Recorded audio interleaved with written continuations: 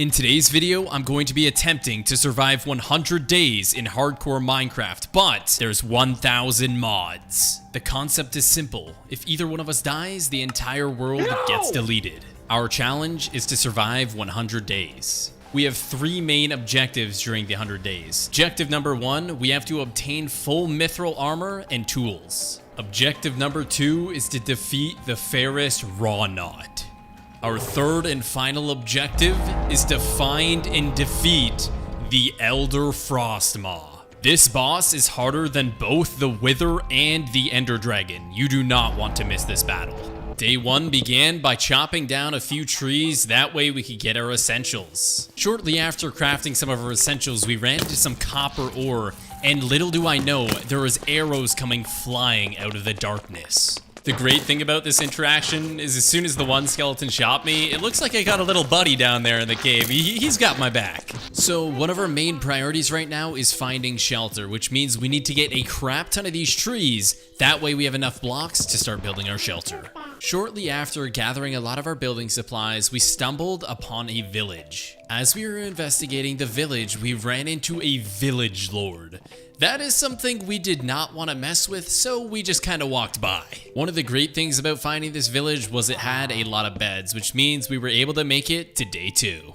And day 2 started off very nicely, finding an iron sword in an item frame above my bed. Right outside of the village, there's this awesome beach with tons of different animals such as the crabs, and we found this little shipwreck, so we decided to investigate it. While investigating, Forrest found a secret entrance with a chest containing a balloon. We weren't really too sure what it does, but apparently it actually just makes you jump higher. So we started swimming back to base and realized we were under attack by some sort of killer eel. So we had to kill this thing fast. Whenever it was attached to me, I was unable to move, so we had to eliminate it. We decided that this beach right next to the shipwreck actually looked very aesthetic, and we thought it would be a very cool place to actually start building our home. So we started to build this bridge over top of this small pond, and then we started making a path that would lead over to our house. Looks like cutting down all those trees at the start really is starting to pay off. So from the afternoon all the way into the evening, Forrest and I worked on creating this masterpiece. As nightfall comes, Forrest and I lie down, we close our eyes. As soon as we close our eyes, we get jumped by spiders and zombies. Forrest had to evacuate because he got very low and didn't want to die. The next step in our agenda was to get a crap ton of sand so we can make glass. Gathering all that sand really paid off. We were able to essentially cover our entire base, all of our windows, filled with glass. That way, hopefully, we don't have any more monsters waking us up in our sleep. A few days later, after building and grinding, we were able to make this fairly large estate, multi-story estate, and it's really awesome. It has a big overlook of the sea, and you can even see the shipwreck from our balcony. As day 6 comes to an end, you can see we've built this awesome base. There's even some dirt on the roof that we are going to be making into farms later on once we gather those supplies. In the morning, Forrest and I spotted a lot of grunt guards sitting in a hole. What are they doing? So our next objective was to go caving. We really needed to get a lot of new ores, that way we can make some new armor. And we ran into this skeletal horse, and Forrest decided to give it a smack. He kind of got hit hard for that, but it was no problem for us. So as we continued our descent, we ran into a few zombies and spotted a zombie spawner. We went ahead and lit that up real quick. And shortly after, we heard noises and we saw some weird looking troll in the shadows. We didn't know what it was, so we got closer and it ran at us what seemed to be some sort of war hammer. Forrest and I were very hesitant to get anywhere near that troll. With that hammer, by the looks of it, it could one-shot us. But the good thing is our grunts were to our savior today.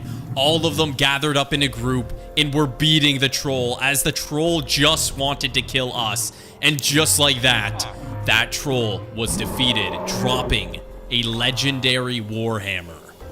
As you guys can see, this hammer is no joke. Day 9, we returned to the cave to mine everything inside of it.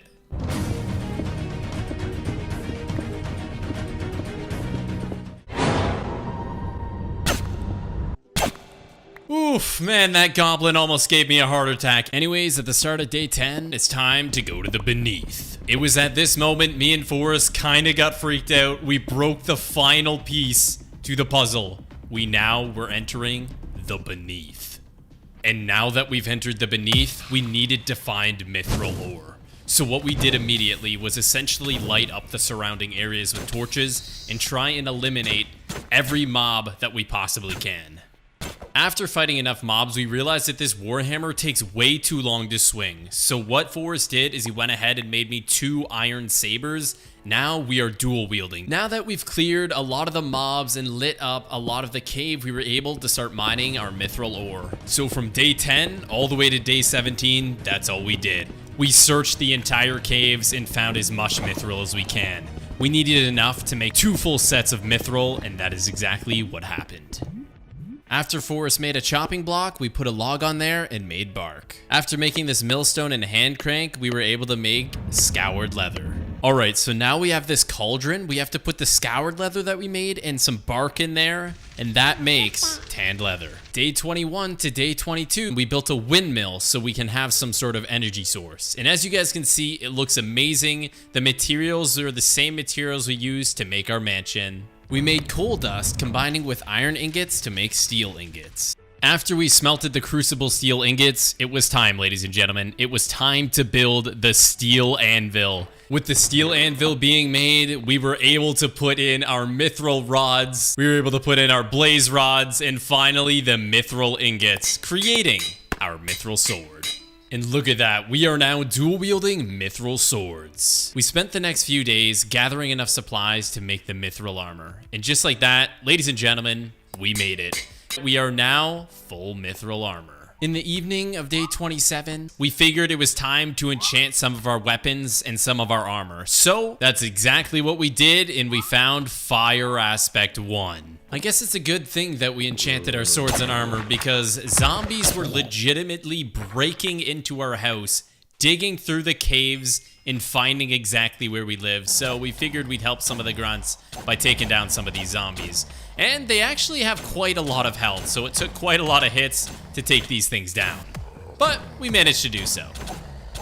After traveling in the wild for 5 days, being fully enchanted with mithril armor, we stumble upon a Cyclops cave. One of the Cyclops special abilities allows him to pick you up and eat you. It was time, ladies and gentlemen, the battle commences. I go in immediately and take 2 massive shots at his legs, while Forrest continued to put arrow after arrow. I take another couple shots at him, and I back away very quickly so I don't get picked up and eaten. I needed to figure out another strategy, a place that I could go to attack him without being attacked. So we build up. We found ourselves standing above the Cyclops head, while Forrest attacks him from the bottom. I am attacking him from the top, and ladies and gentlemen, we have defeated the Cyclops. 3 long days go by after returning to base from killing the Cyclops. It was time, ladies and gentlemen, that we enter the Nether. After 2 days of traveling and mining, we ended up digging out of the hole, only to find a nether fortress. First place we went is right here because we could see the chest right through the little fence windows, and we found these little totems of returning, which I guess essentially returned you to your previous location, so that's pretty cool. Shortly after getting the chest, this Enderman had it out for Forrest. Forrest nearly goes down and dies, and I'm trying to figure out how to defend him. So Forrest hides in the corner, and yeah, he's already at half HP, and I hear the Enderman, and I see it through the window. So what we do is we go inside and we finish it off. Not only do we kill that, but this pigman starts attacking us, so we take that down too. As we're running around and exploring some of this nether fortress, all of a sudden we hear some fireballs. Out of nowhere comes a bird flying through the ground, setting Forrest on fire. I go over here, take down a wither skeleton, and another bird comes flying through the ground, getting Forrest to very low HP. After roaming around this nether fortress, after almost dying multiple times, we finally found the blaze spawner. The reason why we needed so many of these blazes is because we needed to make strength potions if we want to stand any chance at killing the Ferrous Rawknot and the Elder Frostmaw. Very shortly after farming these blazes, I realized I was on 3 hearts. Now, if either one of us dies, the entire world gets deleted, so we needed to make sure that we do not die. We built a little bridge and dug ourselves into the wall. Forrest and I decided to give it one more go at killing the blazes. As we're killing our first blaze, it instantly blows up, putting me down to very low HP. I am currently on fire and nearly die. This was the last of it. We did not mess with these blazes anymore. By the looks of things, Forrest and I were a little in over our heads, so we needed to make an escape. Instantly, we dig out and run. We don't look back, we just run. We definitely overestimated how strong our mithril armor was. It is no match for a modded nether. So we spend the next couple of days running back to our nether portal.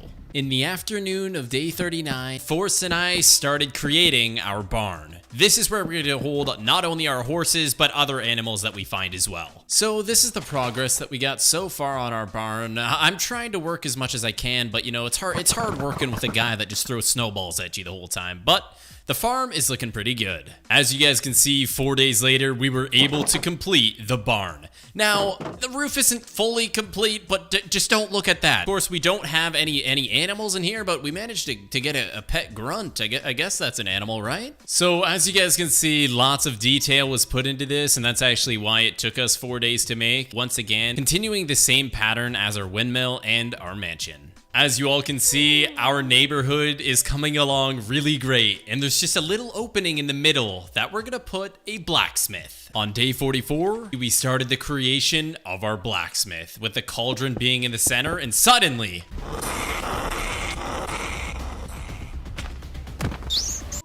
Oh my goodness, I'm hoping that that's the last jump scare that I get, because dang, that is so freaky, and the sound of that rat. And as I'm explaining that, Forrest gets attacked by a brain slime. Not a regular brain slime, what seems to be a giant.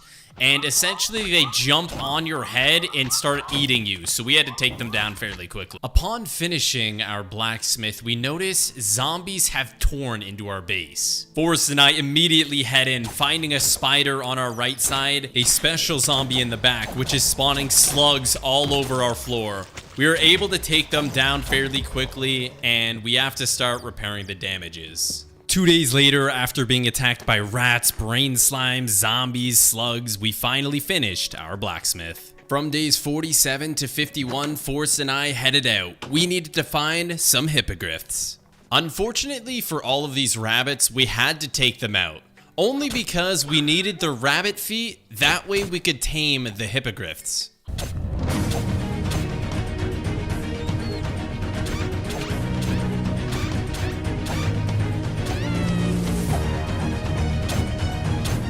Oh god, I feel like a jerk for killing all those rabbits, but ladies and gentlemen, on day 52, we found our first hippogriff. And as you guys can see, it doesn't really trust us much, so we gave it some rabbit feet. So we threw him the rabbit foot, and he ate it away. And just like that, ladies and gentlemen, he was tamed. So Forrest went ahead, gave me the saddle, we geared up, and look at that, ladies and gentlemen. Now we have a hippogriff. Since I had never flown a hippogriff before, I wasn't too sure of the commands, and I tried to go down and I jumped off of my hippogriff. Luckily for the water underneath us, we lived. If it was land, we would have died and our entire world would have been deleted. On day 53, I was looking to get Forrest a hippogriff and I ran into a dragon. This dragon was trying to kill my hippogriff and I was not gonna let that happen. So we gave it a couple smacks and did quite a lot of damage. We were going in for another hit and the dragon spiraled and dove into us, doing 5 hearts of damage to my hippogriff, but at least I was able to trade another shot with it. We switched on to our fire sword and hit it, and it caught fire, and it was defeated. The dragon has been taken down. 2 more days goes by as we kept looking for a hippogriff, and we finally found another one, and it was actually killing bulls. Like, this Hippogriff is a savage. And on day 56, Forrest and I have made it back to base. All we have to do is put our Hippogriffs back in its cage, and then we are good to go. After a very intense week has gone by, we figured we needed to do something more relaxing and focusing on the base more, so we started by gathering animals. So we got a chameleon. We found a reindeer, so we brought that in. Listen, guys, don't judge me here, but listen, I was thinking about the animals, okay? We needed somebody to protect them, so we got a grunt. We found ourselves a goat, so we're gonna put that in here. I even got Forrest's reaction to me bringing in a pet frog. He seemed very confused. Okay, guys, I went a little out of my way on this one. I went ahead and stole the village lord. Yeah, you're gonna be my pet now. For the next 4 days, Forrest and I searched around for every Enderman we possibly can. We thought it might be in our best interest to get as many Ender Pearls as we can to fight the fairest Rawknot. We got pretty lucky in a sense, as it was a blood moon, meaning tons of mobs spawned throughout the night. So we were able to get Ender Pearls fairly easily. Day 67 came and we placed our upgraded enchantment table. We were planning on fighting the fairest Rawknot very shortly, and we needed to make sure that we had the enchants necessary to eliminate him. So what we did is we enchanted Sharpness 5 on both of our swords. So from days 68 to day 70, I worked on the Netherwart farm as Forrest worked on brewing more potions. And the day has come, day 71 to day 76.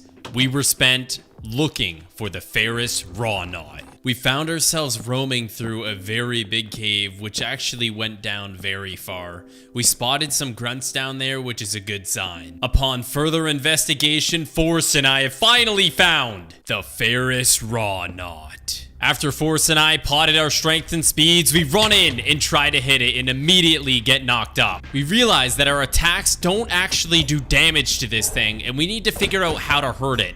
But we also have to remember getting hit by it one time will kill us, so we cannot get hit. After trying to fight it for quite some time, we realize that there's a diamond sword in his back.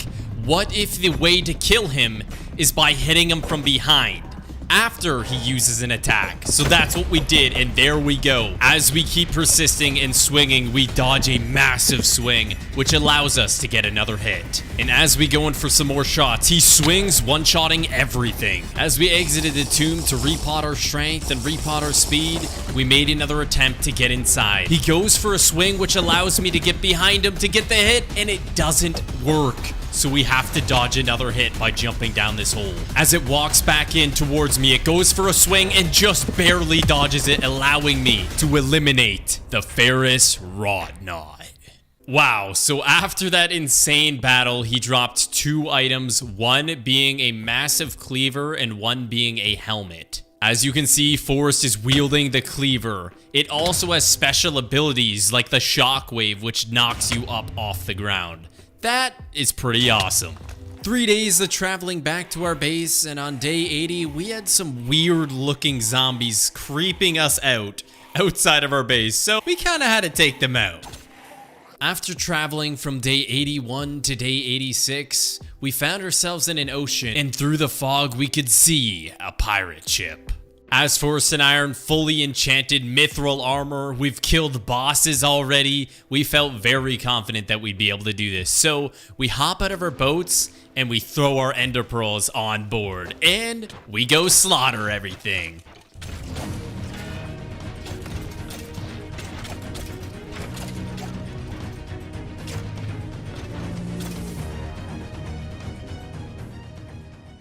Oof, that was exhausting. Anyways, after eliminating all of the pirates on this pirate ship, we went ahead and scavenged around for loot. We didn't find anything too useful, but one of the most noticeable things that we found was this TNT. After filling the boat with TNT, we made our own fireball and decided to start launching fireballs at the ship. Here's what happened.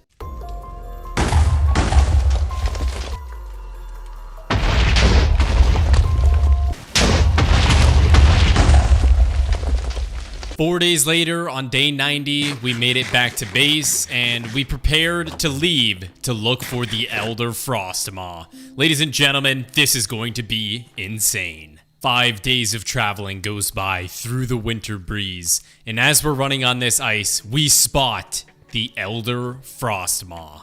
Forrest and I start creeping up very close. We start by drinking our strength potion and then our swiftness potion.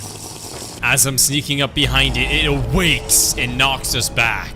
It starts by casting ice crystals out of his mouth, which freeze you in place. We weren't really too sure how to go about this. All of Forrest's arrows were being knocked away. I decided I'm going to go in for a hit, and as I did, I got ice crystalled in place, taking a pretty good amount of damage. I thought it may have been over. As my hearts regenerate, Forrest gets a lot of hits. I go in to help him and get ice crystalled and almost die once again, luckily breaking free. Forrest and I decided to regroup and repot our strength and our swiftness. Zombies were coming out of nowhere, interrupting this fight, but it was not going to stop us from killing this. We gather up close and get a good shot at him, and as Forrest gets frozen by the ice crystals. After sneaking another hit in, he pushes us away with his roar, and we go in and get a few more hits as Forrest gets chunked down really badly by the ice crystals and almost dies, but good thing he was able to splash his potions before that happened. As the Frostmaw is distracted on Forrest, giving him ice crystals, I go in for the finishing blow, eliminating the Elder Frostmaw. Oh my goodness, and just like that, ladies and gentlemen, the Elder Frostmaw was finally erased from eternity. And 5 days later, on day 100, Forrest and I have arrived back at our home. We have the ice crystal, which we use on Forrest to demonstrate. Anyways, ladies and gentlemen, we've proven we can survive 100 days. Now the question is, can we survive 200?